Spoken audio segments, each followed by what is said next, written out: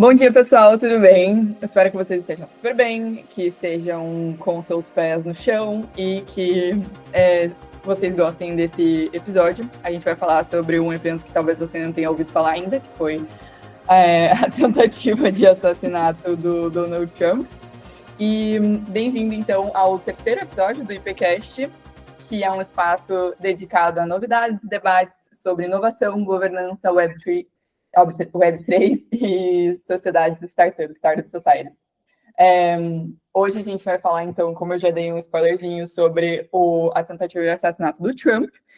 E eu vou começar trazendo, sem opinar, sem cores, como disse o Jean, especificamente os pontos dos fatos, do que aconteceu, e depois a gente vai entrar mais no debate, cada um trazendo alguns pontos específicos e mais também especulativos sobre o que pode ter acontecido, ou o que pode estar acontecendo. Então, às 5h10 p.m., o atirador, ele foi identificado como uma pessoa de interesse, que no caso seria como se fosse uma pessoa suspeita.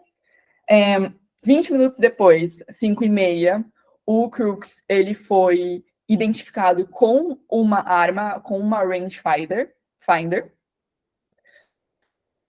22 minutos depois, 5h52, o Crooks, ele foi identificado em um telhado pelo serviço secreto, então ele foi identificado pelo serviço secreto neste telhado.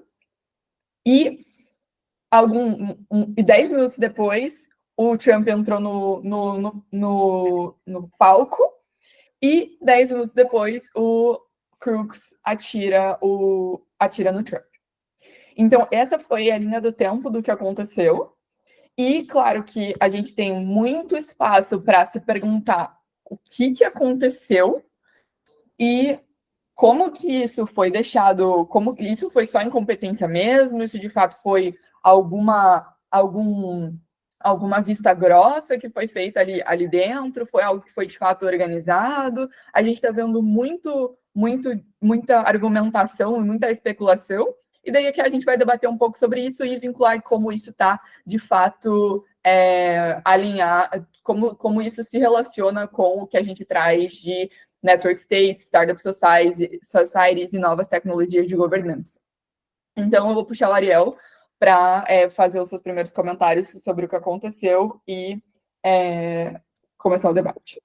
Boa, legal. Pessoal, e aí, tudo bem? Bom, cara, para mim, eu acho que esse foi um evento que, ao mesmo tempo, ele foi chocante, mas ele conseguiu ser longe de ser uma surpresa.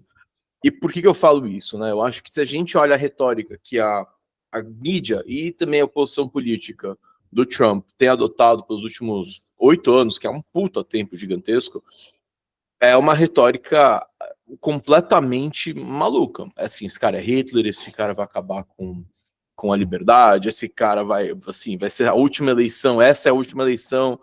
Aí não só o cara ganha... Our democracy, o clássico. Exatamente, Our Democracy, exato, is in danger. Aí ele não só ganha, como ele não toma nem, eu acho que ele não toma medidas nenhuma medida realmente radical que põe qualquer tipo de democracia em xeque. Aí depois perde para o Biden em 2020, e aí tudo que dá errado no governo Biden é atribuído ao Trump. E não só isso, como quando ele fala que ele quer se reeleger, ele é de novo atacado. Então, assim, eu acho que tem, assim, a primeira coisa é que isso não é algo que não me surpreendeu. Primeiro comentário meu. O que é triste, porque, de certa maneira, isso deu para prever. E algum louco ia ouvir o comentário de, cara, tá o Hitler lá, o Hitler vai acabar com a democracia. E aí, alguém took it upon themselves, né? Alguém tomou a responsabilidade, a liberdade e falou, eu vou salvar o mundo, algum desajustado. E era uma questão de tempo. Eu acho que isso mostra um pouco o quão falha, acho que a palavra é mais do que falha, corrupto.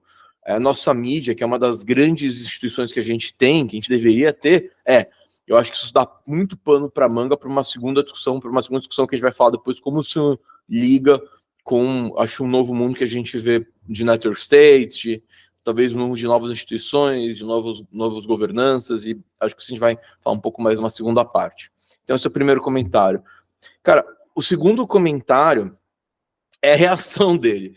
Porque, independente de você gostar ou não, eu acho que tem uma coisa que ela transcende, que é o heroísmo. Que, assim, covardia e heroísmo, você pode tentar falar que tudo não é o que é. Você pode falar que você pode tentar redefinir tudo, você pode tentar ressignificar tudo, usar a linguagem como uma arma, mas a imagem de alguém que tomar um tiro, de seus 80 anos, tomar um tiro, o primeiro instinto dessa pessoa é levantar o pulso e com a orelha sangrando e falar fight, tipo, cara, não vou ser intimidado, isso é universal e isso é inspirador. E eu acho que isso, e tanta verdade, cara, não sei se vocês viram, depois a gente pode botar no link aqui, um vídeo de umas criancinhas da Uganda, cara, criancinha de 5, 6, 7 anos, fizeram um vídeo refazendo toda a cena do tiro, assim, tipo, óbvio, eles põem o áudio do tiroteio, assim, atrás, e eles refazem, como se fosse uma mini peça. E cara, heroísmo transcende língua, raça, cor, transcende tudo.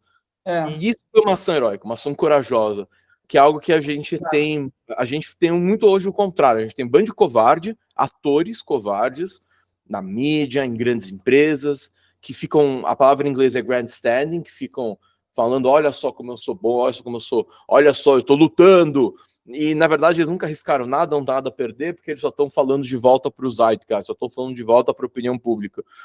E o contraste disso, o povo, quando vê, é muito claro, que é, de novo, um cara tomando um tiro, levantando, 80 anos, milionário, não precisava estar lá, mas ao mesmo tempo levantando e falando, cara, lutem, e eu não vou desistir. E isso não tem como não ser inspirador, independente do que, quanto a gente gosta, independente do que a gente acha dele, que você achou no passado, é uma qualidade, ele é um lutador. Para bem e para mal, né? É um cara que é bélico, lutador nesse sentido, ele gosta de uma boa disputa, e eu acho que talvez o mundo precisa de uma boa briga, os Estados Unidos precisa de uma boa briga, precisa brigar para voltar no topo. Mas enfim, eu acho que esses são os dois grandes pontos. Eu quero deixar também para vocês falarem.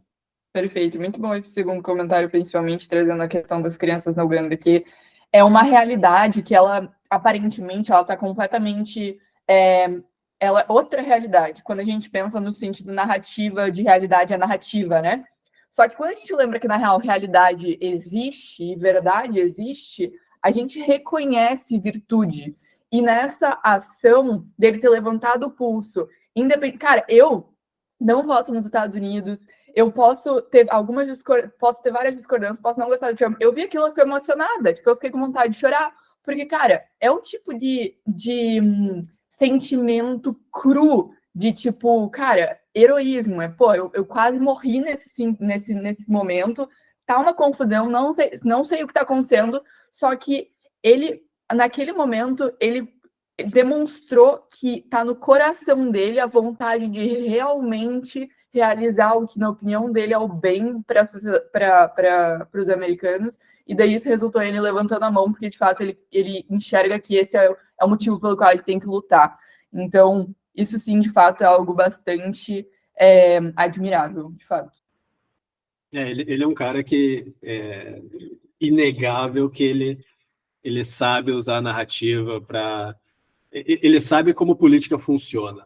Então, eu acho que o instinto dele foi esse, né, de, tipo, levantar e mostrar poder, mostrar força, assim, e isso conecta muito, muito forte com o público geral, que acho que sabe identificar autenticidade ali, pelo menos, ou aquela emoção forte, assim, que surgiu, e acho que isso foi... E aí entra a sorte, além dele não ter sido atingido, que eu até vou mostrar a imagem ali, entra a sorte e a perspicácia e a coragem também do jornalista que tirou aquela foto que todo mundo viu 1 milhão de vezes já, que é tipo, vai entrar, já entrou, né, para a história, assim, né, que tipo, ele com o punho fechado, com sangue, a galera em volta, assim, do tipo, cara, aquilo ali acaba, tipo, você tem anos de narrativa, né, e evidências, e guerra e tal, né, contra ele, e links e tal, que é vencido por uma imagem, assim, uma cena, assim, né? Uhum. Tipo, daqui para frente, assim, não tem a menor possibilidade de ele perder a eleição, assim, porque é algo muito forte, assim, né? Então, mas queria trazer aqui de forma bem rápida aqui, eu acho que é algo que é bem relevante. Essa imagem aqui, ela é muito emblemática, né? Do tipo, o quão bizarramente perto e, tipo, sei lá, como milagroso foi ele não ter sido atingido. É tipo, milissegundos foi o momento que ele virou a cabeça e, tipo, passou raspando, assim, o tiro. E eu nem sabia que eu achei que tinha sido um, né? Foram três, assim. Então, tipo, olha que sinistro, né? Para quem está ouvindo, a gente está mostrando o vídeo que mostra a gravação dele, né? Do Trump falando. E na outra metade da tela tem a representação em 3D com a projeção da bala, né? O caminho atravessando a cabeça dele, né? A projeção. Mas daí ele vira a cabeça no momento que a bala passa e desvia, né? Daí tem outros dois tiros na sequência, assim, que daí ele se abaixa e tudo acontece. Então foi realmente um milagre assim, de isso ter acontecido. E aí já vou puxar acho que para a gente entrar no ponto de como que foi a cobertura da mídia mainstream e como que isso, como foi diferente da cobertura que a gente viu no Twitter, na social media, na mídia descentralizada, né? Então, eu, pelo menos, não só nesse caso, mas já em outros casos assim, de emergência, eu acompanho esses casos no Twitter do que ao invés da mídia mainstream. Por quê? Então, nos primeiros minutos, nas primeiras horas, na verdade, onde no Twitter já tinha vídeo do pessoal que tinha gravado o cara em cima do telhado, tinha pessoas já falando que tinham visto, já tinha um monte de informação em tempo real acontecendo, já tipo, não tinha a menor dúvida que tinha sido uma tentativa de assassinato por vários, né, minutos e horas ali depois do incidente, e você entrava nos portais, era Secret Service rushes Trump's offstage after he falls at a rally. Tipo, Trump caiu no pau. Da CNN, né? Esse foi uma headline.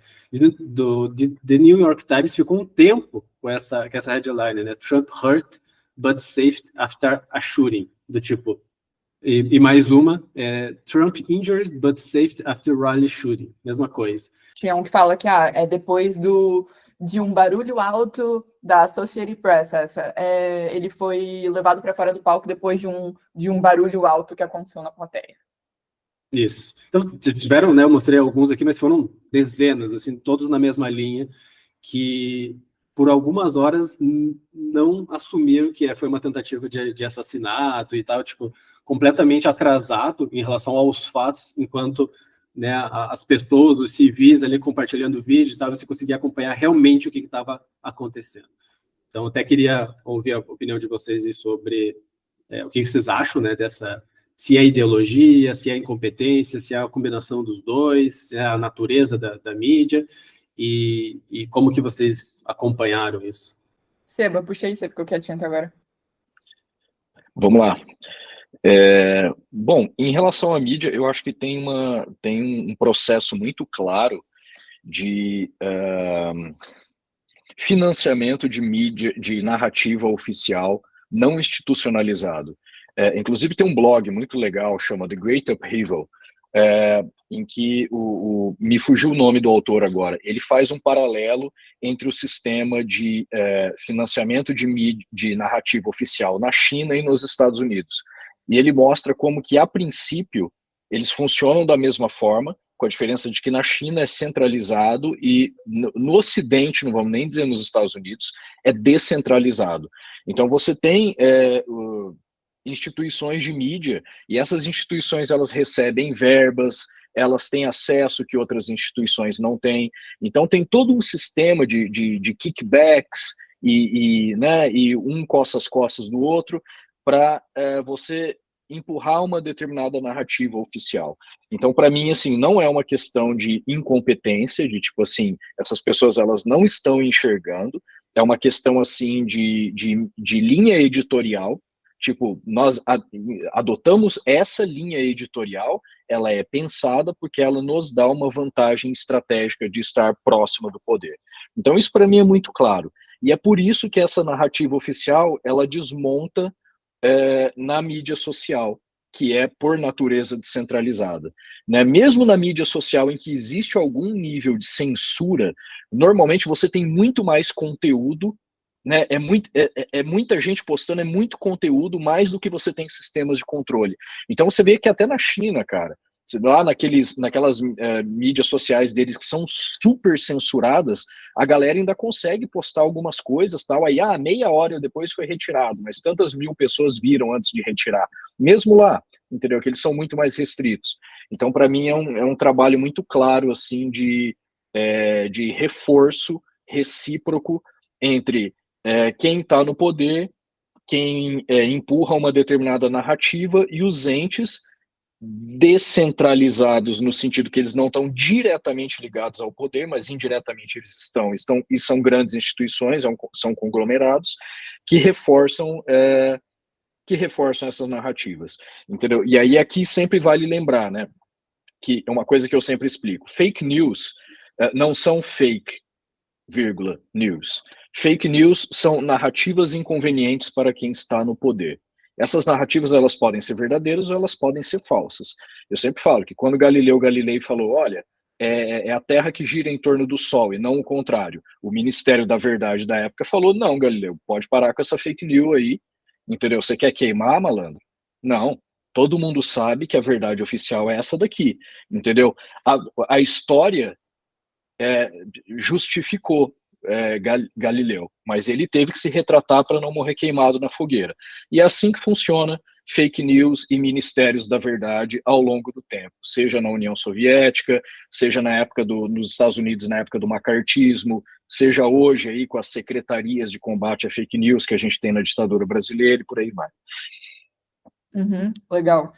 Tem um ponto que o Balaji traz no livro do Network State que chama Political Power versus Technological Truth. Então, o poder político versus o que é verdade, que pode ser fortalecido com tecnologia, ou pelo menos guardado, garantido com a tecnologia. E a ideia de que a história, ela é um parquinho para as autoridades que podem escolher quais brinquedos eles querem utilizar para construir sua própria narrativa. Nessa linha que o Seba falou. Isso é só uma coisa da esquerda? Não, a direita também consegue fazer isso. E é basicamente é aquela velha história, os ganhadores reescrevem a história. Significa só que eles inventam fatos? Não só inventar fatos, mas descrever de uma maneira distorcida com a realidade. Como, por exemplo, uma tentativa de assassinato, um tiroteio, ou uma bala perdida, que seja. E, dessa maneira, a tecnologia ela pode ser utilizada para, pelo menos, da mesma maneira que o X é uma tecnologia que utiliza da descentralização, da colaboração, para identificar o que é realidade, o que é fake news, é um exemplo perfeito para, de fato, como a tecnologia ela contribui para a verdade e para contar melhor a história. Porque quando a gente conta melhor a história, a gente está mais próximo do que, de fato, influenciou de maneira positiva, influenciou de maneira negativa, e assim a gente consegue construir um futuro melhor. Acho que, pessoalmente, muitos dos malefícios que a gente vê hoje de uma cultura comunista é decorrente de um desconhecimento, uma ignorância da história do que de fato aconteceu. E se a gente aproveita a tecnologia para, de fato, contar o que acontece mais próximo da realidade, por mais que, às vezes, a perspectiva, ela depende, a realidade ela pode depender de certas perspectivas, utilizando tecnologia, a gente diminui o risco e tira um pouco do poder central de alguns meios de comunicação, o poder completo dessa narrativa para ditar o que, de fato, é verdade. Exatamente. E aqui eu acho que a gente entra num ponto mais importante, que é o seguinte: A gente olhar, digamos assim, menos os fatos e entender mais assim, isso é consequência do quê? Então a gente olha a política nos Estados Unidos e a política no Brasil ela é bastante similar, e você vê uma série de coisas. Você vê, primeiro, uma concentração de poder muito grande, né? O Estado, seja na mão de quem estiver, ele é extremamente poderoso. Por exemplo, se o presidente não tivesse poder demais, você não ficaria muito preocupado com quem é o presidente, entendeu? Eu tenho aqui um celular, eu tenho um plano da TIM. Eu não sei quem é o presidente da TIM Brasil, entendeu? Se você me falar assim, o presidente da TIM Brasil agora é fulano, eu falo assim, tá, legal. Se continuar funcionando aqui, o preço for razoável, eu uso. Entendeu? Então, primeiro, você tem uma concentração de poder muito grande no Estado. Segundo, você tem uma questão de falta de representatividade / identificação do eleitorado com o sistema político do qual eles fazem parte. Entendeu? Isso é uma coisa que foi quebrada. Quem acha que democracia é uma coisa representativa não está prestando atenção em como a democracia funciona. A verdade é que você tem pequenos grupos que são muito politicamente coordenados e eles é que conseguem representatividade. E terceiro, você tem uma polarização gigantesca, e nessa polarização gigantesca, o meu oponente é sempre Hitler, e ele vai destruir o mundo, entendeu? É engraçado porque o Orwell, né, o autor de 1984, um cara que entendia muito de totalitarismo, ele falou, ele viveu na época vamos supor, do fascismo histórico, né, e outros modos de governo coletivista totalitário, né, como o nazismo e o comunismo, e ele percebeu já naquela época que o fascismo histórico ele seria derrotado, assim, tipo, ele não tinha como se sustentar. E ele já teve essa presciência de dizer, os fascistas futuros, eles se dirão antifascistas, entendeu? Eles implementarão o neofascismo à guisa de combater o fascismo histórico. Então você vê esse processo hoje, em que você tem um Estado cada vez mais poderoso, controle da informação, lawfare indiscriminado, e o meu oponente ele é sempre Hitler e vai destruir a democracia, entendeu? Então isso para mim assim são todas consequências de o estágio final da democracia. Isso é uma opinião minha. Sabe aquela brincadeira que a gente faz com os socialistas, que a gente fala assim, socialismo, mas e Coreia do Norte? E o Khmer Vermelho no Camboja? E a União Soviética? Não, isso não foi socialismo de verdade. Tipo, sim, isso foi, digamos assim, a última forma do socialismo. O socialismo, ele conduz a isso, entendeu? A sociedade totalitária e empobrecida. Então, da mesma forma, eu olho todas essas consequências, concentração de poder, falta de representatividade e identificação, e polarização e lawfare, para mim, isso é a última forma desse modelo de democracia. Tipo, ele não é que a democracia deu errado, a gente precisa fazer ela certa. Para mim, toda democracia vai eventualmente desembocar nisso, nesse formato, né? A não ser que a gente encontre um outro modelo, um modelo híbrido, entendeu? Que consiga evitar a parte desses problemas, né? Meus 2 centavos. Eu tenho um outro ponto que... Opa! Deu centavos e acabou caindo. Mic drop. Mic drop, né, cara? É isso que eu chamo de mic drop. Não adianta me dropar que eu dou join de novo. Eu salvei o link. É mic drop. Falou, tá, tchau. Não, foi só para efeito dramático, entendeu? Foi o meu punho levantado. Negócio de ninja, assim, pum. De curiosidade, eu tô aqui de background com a pintura do Parthenon, do Leo von Klenze, que é um pintor alemão neoclássico, ali final do século XVIII. Então, little bit of trivia. Muito bom, muito bom. Eu tenho um outro ponto que eu queria adicionar aqui, que a gente tocou em breve, por cima, mas eu queria também trazer, que é a questão do DEI, né, que é a questão da diversidade, que isso é uma diretriz... Então, vamos lá, acho que não passo para trás. Vocês responderam a pergunta, teve incompetência? Para mim, eu acho que é inegável que teve incompetência. Eu acho que o último nível de incompetência desse nível, se eu não me engano, foi a tentativa de assassinato do Reagan, que realmente quase conseguiram. Isso faz quase 40 anos, né? Foi quando foi a campanha, né? Foi a campanha de 80, então faz mais de 40 anos. Então, de fato, o cara conseguiu chegar lá com uma arminha pequena e dar quantos tiros no Reagan lá, não sei. E foi a maior falha do serviço secreto até hoje. Eu acho que isso é inegável. Isso é inegável. Eu acho que isso é importante também. Sim, tem outros fatores que vocês colocaram, mas eu acho que vale a pena a gente dar um double clique na incompetência. Por quê? Porque não é trivial, cara. Ele está fazendo a segurança dos Estados Unidos. E parece que a CIA esses dias também achou algum tipo de plot para o Irã para matar o Donald Trump também. Eu não sei se vocês viram isso, mas teve alguma informação da CIA que ela divulgou falando que o Irã estava querendo matar o Donald Trump. Acharam informação nesse sentido. E por que isso é importante, cara? Porque é mais uma instituição do governo, é mais um pilar do governo no qual a gente vê incompetência, porque isso não é um incidente isolado, né?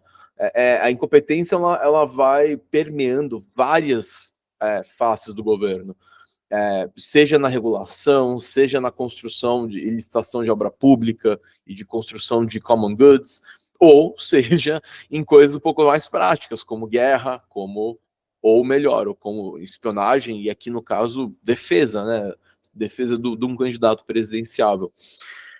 Então, e por que isso é importante, né? A gente botar isso front and center?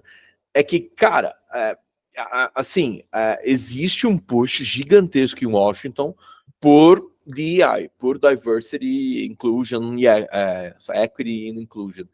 E o que é algo que não só, assim, não tem para algumas coisas eu acho que faz muito sentido, mas para outras não faz sentido nenhum. Você precisa das pessoas mais fortes e mais agressivas e bem treinadas para defender o presidente. E grandes, fisicamente grandes, né? Eu não sei se vocês viram, fizeram uma montagem de tipo, cara, tinha uma gente lá, mulher que era pequena, não conseguia nem cobrir o presidente com o próprio corpo. E é um problema isso, porque você precisa proteger o cara. Então, e isso é algo que eu acho que a gente tem que revisitar, né? Porque isso é algo que chega até o topo do comando do serviço secreto, e como a gente junta isso com a falta de consequências, ou seja, ninguém é demitido, ninguém é cancelado, sabe? Ninguém resign, né? Ninguém se demite, ninguém tem vergonha do fracasso, a gente normalizou o fracasso, ninguém fala, puta, não, realmente putz, pisei na bola, eu vou sair. A gente está normalizando o fracasso, normalizando a incompetência. É isso, cara, a mulher tá lá, a mulher que foi a head do serviço secreto, reconheceu que foi uma falha catastrófica, e eu não sei se vocês viram, ela tá culpando, isso é muito, chega a ser engraçado, tem os memes, ela tá culpando que é perigoso o telhado, que ele era levemente inclinado, é slope ceiling que ela tava chamando. E aí, cara, assim, é perigoso pro agente subir no slope ceiling, cara, minha filha, assim, acorda. Então, eu acho que essa questão do DI, ela vai muito mais a fundo, à medida que você talvez não consiga achar a melhor pessoa para a vaga, e você começa a botar considerar outros fatores que não a competência para aquela vaga na hora de você contratar a pessoa. E aí vira um problema quando o cara quase é morto. Você pode ignorar a realidade. Você pode ignorar a realidade. Você não pode ignorar as consequências da realidade, que é o que a gente está descobrindo agora. Exato. E tem alguns problemas, né, quando a gente pensa em política de diversidade, equidade e inclusão. Um deles é que a medida de eficiência é do outcome, é do resultado de políticas, ou seja, não é se a oportunidade de equidade foi dada de maneira igual, nem vou discutir sobre isso, mas é quantas pessoas de fato estão naquela instituição que representam igualdade, representatividade, enfim. E por que isso é um problema? Porque a gente tira do centro o que é o objetivo, que é cumprir com os requisitos para ser competente para aquele fim, para cumprir aquele fim, para aquele trabalho específico. Aí pronto, daí é óbvio que vai ter incompetência, é óbvio que vai ter incompetência no nível de tipo, cara, isso é tão incompetente que deve ter sido um inside job, deve ter sido organizado por eles, mas, pelo menos a minha opinião pessoal, é muito mais incompetência do que qualquer outra coisa, porque primeiro que ele é um candidato, né? Ele não é o presidente em si, então ele não esteve, provavelmente eu espero que a minha galera melhorzinha não estivesse ali com ele, mas de resto, todos os pontos é incompetência. E a gente vê em diversos outros acidentes, acidente de avião, são falhas de comunicação, falha de incompetência, de preparo, de não ser não ser a melhor pessoa com mérito específico e competência objetiva específica para aquele cargo específico. Então, de fato,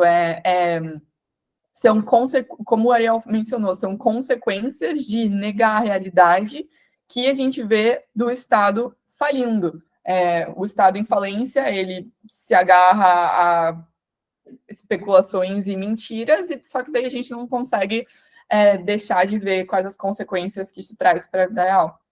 Pegando esse gancho, eu acho que eu queria tocar exatamente no ponto que a Luísa falou, que é meio sistêmico o problema, né? Então, você vê em várias áreas do governo, desde da parte fiscal, a quantidade de dívida, a incapacidade de construção, né? Você pega obras que antes eram feitas super eficiente, rápido, né? Se tinha esse poder estatal, né? Pelo menos nos Estados Unidos, de construir, que agora é mais parecido com o Brasil, né? Você pega, tem algumas similaridades, né? Tipo, anos para entregar uma via de ônibus, por exemplo, que custa centenas de milhões, e tipo, 2 ou 3 ordens de magnitude mais caro que é o que acontece na China, por exemplo. Aí você consegue ver claramente o gap, né, de competência. E aí isso se espalha para sistemas de inteligência, para as universidades. Então não é um caso isolado, assim, é extremamente sistêmico dentro das instituições, e o declínio é muito evidente, é auto-evidente em vários níveis. Então, acho que isso é extremamente importante mencionar.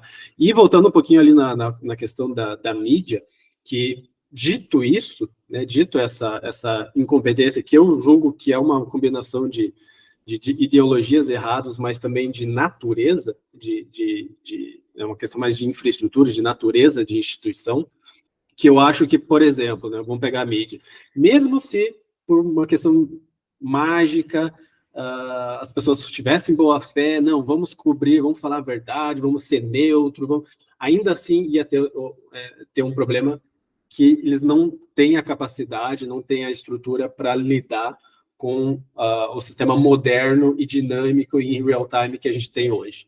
Então, mesmo que a gente tivesse pessoas certas, pessoas bem intencionadas, vamos pegar o exemplo da mídia, mas isso se reflete em outras instituições também, ainda a gente não teria algo que conseguisse entregar uma boa qualidade. Então, aí que entra uma nova natureza de mídia, que são as mídias descentralizadas, que você não vai conseguir competir. Você pode ter o melhor time em field, no campo, e ainda assim você não vai competir com as pessoas que estão lá filmando e compartilhando, outro que está pesquisando o histórico do cara, que já encontra lá, esse cara que é da família tal, e aí tem outro cara pesquisando outras coisas, e aí você vai juntando esse swarm, né, essa rede de informação, e aí você tem pessoas que são agregadores, não estão pesquisando, mas estão agregando, né, fazendo threads, e isso é muito mais poderoso né, para trazer informação do que a mídia mainstream. Então,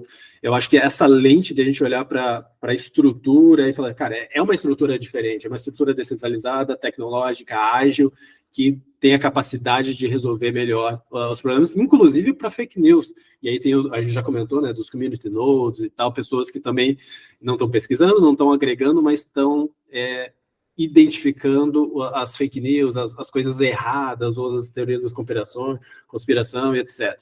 Então, essa rede, como o Balaji fala, né, de network, é muito superior que o state, né, que representa aí várias das instituições centralizadas. Então, acho que essa lente é importante mencionar também. Seba, você que mora em Próspera, qual que você acha que são, talvez, os principais,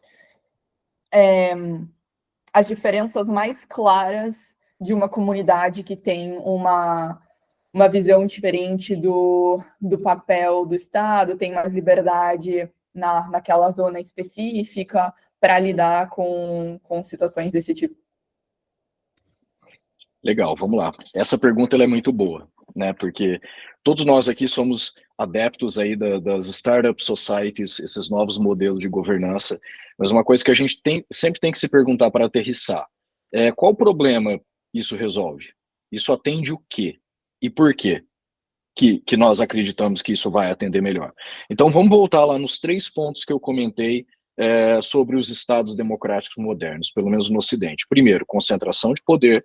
O Estado é extremamente poderoso. Segundo, as pessoas não têm nem representatividade, nem identificação com o sistema político que elas pertencem. Terceiro, polarização, porque você pega pessoas com moralidades incompatíveis num sistema extremamente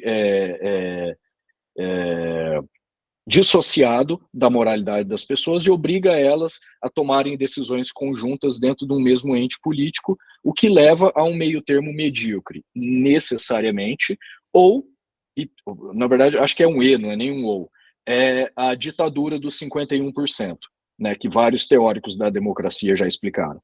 Então, Startup Societies, falando especificamente de Próspera, primeiro, Próspera é uma pequena jurisdição. Então, isso já resolve um grande número de coisas, né? Próspera conta com um governo extremamente reduzido, são poucas leis muito bem claras. O código legal de Próspera, eu acho que é 4 ou 5% do código legal brasileiro, tipo, em número de leis e regulamentos. Então, já começa aí. Você tem um governo muito menor que tem poder sobre muito menos coisas. Sobre a questão de representatividade e identificação. Mora em Próspera quem quer. Ninguém foi obrigado a fazer parte daquela organização política, daquele sistema de governança contra a sua vontade. Então, eu me identifiquei, eu peguei o que eles chamam de o acordo de coexistência, que é o contrato social, que é literalmente o contrato social na forma de um contrato comercial, li, Sebastião, se você vier morar aqui, as suas obrigações são essas, os seus deveres são esses, os impostos são esses, eles só podem ser mudados o valor dentro segundo essas regras e nunca mais que esse valor. E eu falei, concordo, gostei disso daqui. Eu fui lá e assinei, uma escolha que eu fiz. Quer dizer, eu me identifico com aquele sistema e voluntariamente fiz parte dele e quando quiser eu também posso sair. Terceiro, polarização. Dado que você tem um governo que tem muito menos poder sobre a sua vida e que apenas as pessoas que se identificam moram ali, a questão da polarização desaparece, porque você não é obrigado a construir consenso com ninguém que destoa ideologicamente muito de você. Então, assim, a questão, assim, para aterrissar um longo comentário, eu acho que o ponto central é jurisdições pequenas. Jurisdições grandes não funcionam. Mesmo o Estado democrático moderno, se você pegar os países pequenos, eles funcionam melhor do que, por exemplo, as grandes democracias, entendeu? Tem uma frase que eu gosto muito, que é o seguinte, enquanto os pastores serão brutais, enquanto as ovelhas forem estúpidas. Assim, eu não tenho muita perspectiva das ovelhas serem menos estúpidas. Então, assim, se os pastores tiverem menos poder, isso naturalmente vai levar a uma redução da brutalidade, mesmo em um mundo de ovelhas estúpidas. Então, assim, para ser bem cínico, eu penso isso, jurisdições pequenas, participação voluntária e participa quem quer. Eu me identifico com outra coisa. Legal, vai ter uma opção para você. Você não vai ser obrigado a ceder da sua moralidade para alguém que discorda de você, e isso vale nos dois sentidos. Isso vale para o socialista, isso vale para o progressista, isso vale para o libertário, para o conservador mais religioso, menos, entendeu? O que a gente quer, o que eu quero, é uma vida de opção em que todos possam exercer a sua liberdade sem concessões morais. Show, perfeito. Acho que encaixa muito agora como um próximo ponto. Ariel, queria ouvir de você o que você acha que são as implicações dessa tentativa de assassinato para a tese do Network State? Boa. Cara, eu acho que é bem importante. Eu acho que muda o político. o cenário político americano muda instantaneamente quando acontece o assassinato, e por natureza, eu acho que muda muita coisa para a Network State. Eu acho que tem várias reflexões interessantes. Primeira coisa, o que muda, né? Então, no curto prazo, eu acho que teve um pivô político que aconteceu. Eu não sei se vocês estão acompanhando ou quão de perto estão acompanhando. O Trump, que sempre foi famoso, digamos assim, por statements, por frases fortes, belicosas, não sei se belicosa é a palavra certa, mas convictas, e que às vezes causavam algum nível de polarização muito, muito por culpa da mídia, mudou, tá mudando o speech. Não é build a wall, é literalmente unity. Ele tá mudando, não vamos construir a parede, não vamos construir o muro, vamos mudar para unidade, vamos ser um país só. Ele tá aproveitando esse momento político dele para ser mais, a palavra em inglês é magnanimous, uma coisa assim, que, cara, se você ser meio que gracious, você ser menos cáustico e um pouco mais gentil, eu acho que talvez seja a tradução. Então, a primeira coisa interessante é que essa nova plataforma, Unity, esse novo speech, ele cria uma nova plataforma. Então, eu não sei o quanto vocês estão acompanhando a conferência dos republicanos, mas está bem interessante. Mudou muita coisa, está mudando muita coisa. A verdade é que o Trump, ele efetivamente reformou o partido, e o partido, a tenda, digamos, ela está crescendo, ela está botando um monte de gente diferente que tradicionalmente não faria parte do Partido Republicano para dentro dessa tenda. É uma tenda que a galera adora falar da diversidade, mas de fato ela é muito mais diversa. É uma tenda que está crescendo e que eu acho que vai ganhar. Então, acho que assim, o curto prazo, eu acho que a chance de ganhar é gigantesca, e eu acho que isso é muito bom, tá? Porque especialmente a plataforma que ele está concorrendo, que ele tá running agora, é baseada, primeiro, em tecnologia. Ele é muito pró-tech, está mudando muito. Ele deu 180 no Bitcoin, ele agora está apoiando pra caramba o Bitcoin. O VP, o vice-presidente que ele escolheu, que é o J.D. Vance, ele trabalhou com o Peter Thiel, ele inclusive é endorsed, ele é apoiado pelo Peter Thiel. Então ele é um cara, assim, é um cara que é super pró-tech, um cara que foi venture capitalist por um tempo, ele conhece muito desse mundo de tech, e além de, obviamente, ser um Navy, acho que foi Navy SEAL, ele foi dos Marines. Então, no curto prazo, é muito interessante, porque vai ser muito mais pró-tech, vai ser muito mais pró-AI, que é algo que está em litígio nos Estados Unidos, muito mais pró-cripto. São cornerstones do mundo novo que a gente vê, né, para o Network State. Quando a gente pensa em Network State, a gente pensa em Startup Jurisdictions, em novas jurisdições, o core disso é cripto. O core disso são tecnologias fundamentais, a não regulação de novas tecnologias, como, por exemplo, AI. Então, eu acho que é curioso, porque acho que a gente vai ter um aliado nos Estados Unidos nesse sentido. No longo prazo, assim, pelo menos no curto prazo, ou seja, a gente não vai ter que disputar por insumos importantes que a gente precisa para poder construir isso. No longo prazo, eu acho que a reflexão é um pouco mais ampla, que é o seguinte: o quanto é possível, se a gente pensa que o melhor jeito é realmente diminuir o tamanho do Estado, tanto em escala, né, como também com footprint mesmo, geográfico, ou seja, estados que são gigantescos, mas também como estados que gastam muito, em todos os sentidos da palavra, tendo nos Estados Unidos que ele está mais forte, talvez ele postergue isso um pouco, porque parte do problema, parte do negócio fala, cara, parte do argumento fala, cara, claramente não funciona. E me parecem argumentos bons, me parece uma proposta política boa que pode relevar os Estados Unidos ao topo.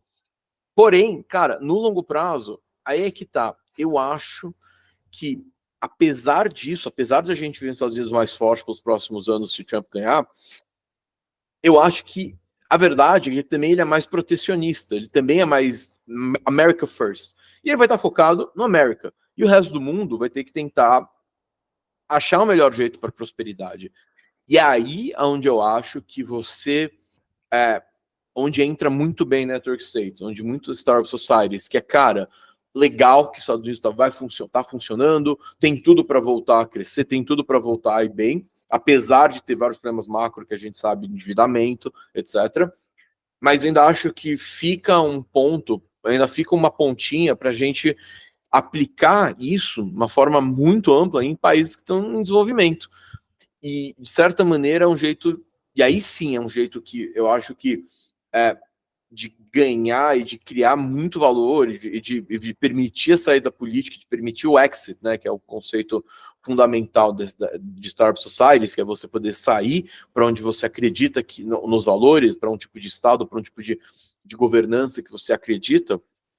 Aí isso daí começa a fazer, não é que começa a fazer sentido, já faz sentido, mas as ferramentas que são necessárias para construir isso em países mais pobres, elas não são sabotadas pelo governo americano, que bem ou mal é o grande governo do mundo, ainda é a maior PIB, a maior influência, a gente não pode ignorar isso.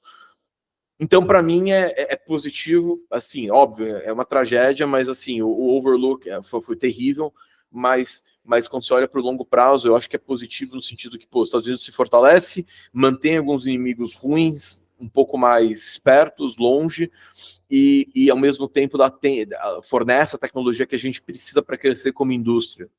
Eu acho que esses são meus 2 grandes pontos. Legal, muito bom post. É engraçado a velha discussão, né, entre conservadores e libertários, né? Tipo, não, a gente consegue reformar o Estado. Não, a gente não consegue. Já viram esse meme? Aquele meme com o Danny DeVito? Assim, não, eu posso consertar o Estado. Não, você não pode, entende?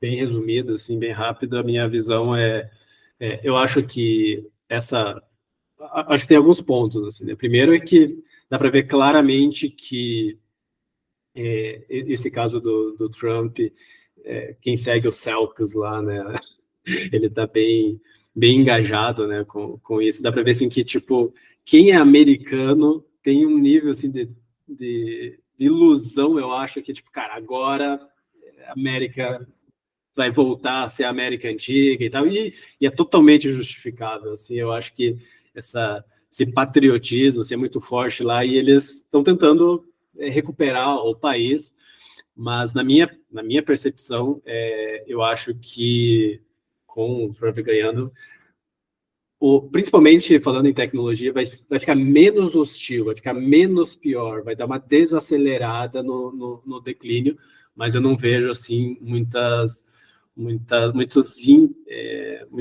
indicadores de que, tipo, cara, vai pegar o trilho correto, vai enxugar o Estado, vai corrigir a dívida e assim por diante. Então, eu sou meio cético quanto a isso. Eu acho que vai ser melhor, assim, para a tecnologia em forma geral, para negócios, porque é tão ruim que eles vão dar uma freada, vai ficar menos hostil.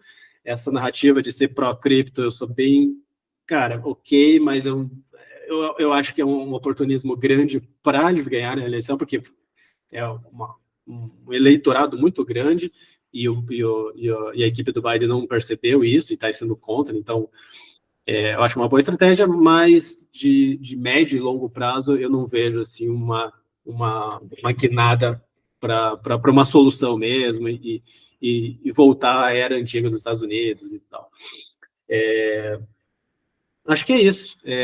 Falando em Network State, como que eu vejo, cara, é a mesma visão. Assim, eu acho que a gente, pensando em longo prazo, em solução, aquele exemplo que eu dei de rede social descentralizada, a gente precisa replicar isso para governança. Eu não vejo uma solução usando instituições do século passado. Então, cripto, como que a gente entende como usar esses novos primitivos tecnológicos, smart contracts, blockchains, a internet como um todo, redes sociais, para aprender a coordenar coletivamente, alocar recursos, tomar decisões, descobrir o que é verdade e o que não é verdade. Todos esses elementos que eram feitos por instituições passadas agora precisam ser... a gente precisa aprender e destravar essas tecnologias para criar essas novas sociedades, essas novas cidades, essas novas instituições. Então, eu acho que é muito nessa linha, assim, pelo menos essa é a minha visão. De fato, como a gente conversou, a gente consegue perceber e fica claro que as instituições, elas que a gente vê hoje, elas estão perdendo força, elas estão em queda, infelizmente. A igreja vem há séculos perdendo força, retratado por Nietzsche em Deus está morto. Pessoalmente, eu espero que as pessoas voltem a se conectar com o seu lado espiritual. O Estado mostra sinais claros de falência, tanto no campo moral quanto em pontos pragmáticos, como a gente bateu bastante nesse ponto hoje, da incompetência do serviço secreto. E os que nos restam são as nossas comunidades, as nossas networks. E cabe a nós construir as ferramentas, as estruturas necessárias e as instituições que a gente quer que fundamente o nosso futuro. Parafraseando o Ariel em nossos encontros, it's time to build. Espero que vocês tenham gostado do episódio de hoje. Até a próxima. Valeu. Valeu, galera. Até mais.